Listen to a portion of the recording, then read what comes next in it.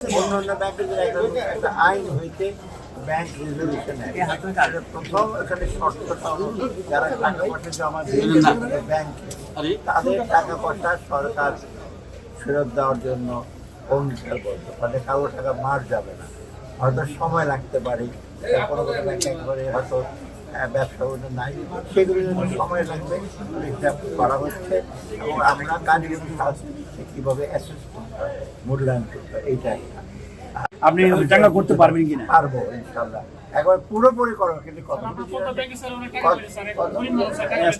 না এইগুলি তো আমি বললাম যে এইগুলো চেষ্টা করা হচ্ছে। আরে বাবা বারে বারে এটা তো বলছি যে এটা সরকার অঙ্গীকার বন্ধ যে টাকা পয়সা গুলো মারবে, সময় লাগতে পারে, কারণ টাকা পয়সা যদি চলে গেছে অনেক, এরকম পৃথিবীর কোনো দেশে এরকম ঘটনা ঘটে। দেখেন আমরা কতগুলো সংস্কার আছে সময় এটা আমরা করতে পারবো না, এটা নির্বাচনী সরকার এসে করবে, এটা আমরা সঞ্চয়পত্রের হার মোটামুটি কিন্তু খারাপ না, এখন মোটামুটি ভালো। এখন সঞ্চয়পত্রের হার আবার বাড়িয়ে দিলে হবে কি, লোকজন সবাই সঞ্চয়পত্র কিনবে, ব্যাংকে টাকা রাখবে না।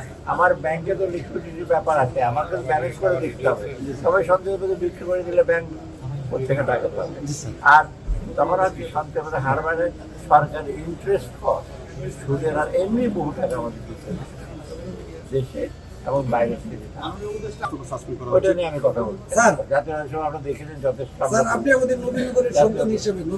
আর এটা সমস্যাটার সমাধান হচ্ছে ওদের সাথে আলাপ আলোচনা হচ্ছে, আলাপ আলোচনা করে যে আগে তার কলেজে আমরা করি বিভিন্ন সেক্টর ব্যবসায়ীর সাথে এবং অন্য যারা স্টেক হোল্ডার আছে তাদের আর একটা কমিটি করেছে 5 সদস্যের এবং খুব পাওয়ারফুল কমিটি উপদেষ্টা করবে, তারা আলাপ করতে করার পর সুপারিশ করবে, তখন বাকি স্যার 32টা বিমা কোম্পানি ঝুঁকিতে আছে। এই পদক্ষেপের কারণে স্যার আরো অস্থিরতা বাড়বে কিনা? স্যার আমাদের নবীনগরের, স্যার আপনি আমাদের নবীনগরের সন্তান, নবীনগরবাসী আপনি আজকে আসবেন উৎসাহ উদ্দীপনার মধ্যে আছে যে আমাদের নবীনগরের দীর্ঘদিনের কষ্ট, ঢাকার সাথে যাতায়াত সরাসরি এদিকে বাঞ্ছারামপুর, আরেকটা নবীনগর আশুগঞ্জ সড়ক, আর হচ্ছে স্যার নবীনগর কোম্পানিগঞ্জ সড়ক। এটা কত যে ডিসিরাবো জানেন, বাঞ্ছারামপুর, তারপরে এই যে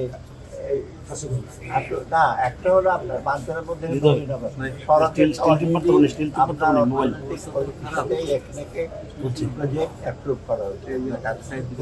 তারপর দ্বিতীয়ত হলো এই যে এই সে ব্রাহ্মণবাড়িয়া এবং আশুগঞ্জের ওগুলো কতগুলো, একটা তো ইন্ডিয়ান ফার্ম আর বাকিগুলো আমরা বুঝতে করবো।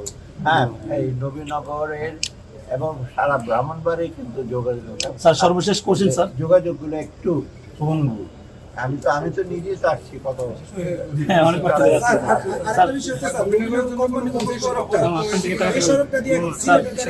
যাতায়াত করে, এর ফলে বিভিন্ন সময় দুর্ঘটনা ঘটতেছে, রাস্তাটা নষ্ট হয়ে যাচ্ছে, রাস্তাটা চিকন, এটা বড় করার ব্যাপারে আপনার না ওদের ওদিকে তো কাজ হচ্ছে, তো কোম্পানির কাজ হচ্ছে, তো কুমিল্লা কোম্পানি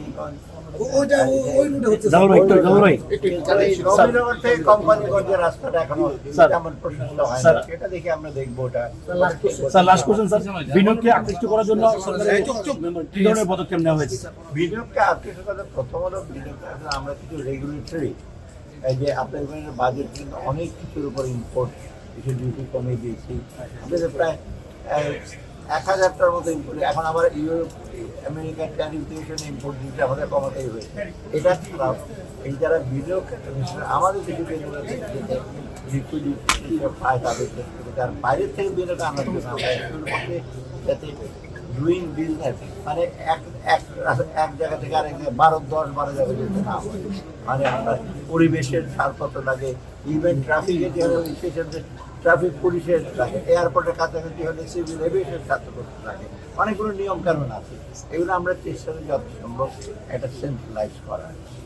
আর আপনি যখন এনবিআর কোনো একটা ন্যাশনাল সিভিল উইন্ডো করবেন, আপনারা জানেন কিনা 12টার রেগুলেটরি সংস্থা এক জায়গায় ডেটাগুলি সব এক জায়গায় পাবে এবং ব্যবসায়ীরা এক জায়গায় যদি তার রেজিস্টার করে সব তথ্য দেবে। এবং রিসেন্টলি কিন্তু এখন কর চালান ইলেকট্রনিক, আপনারা জানেন, এখন এই বাংলাদেশ ব্যাংকে দিতে হবে না বা কোনো ব্যাংকে দিতে হবে, এটা করা হচ্ছে।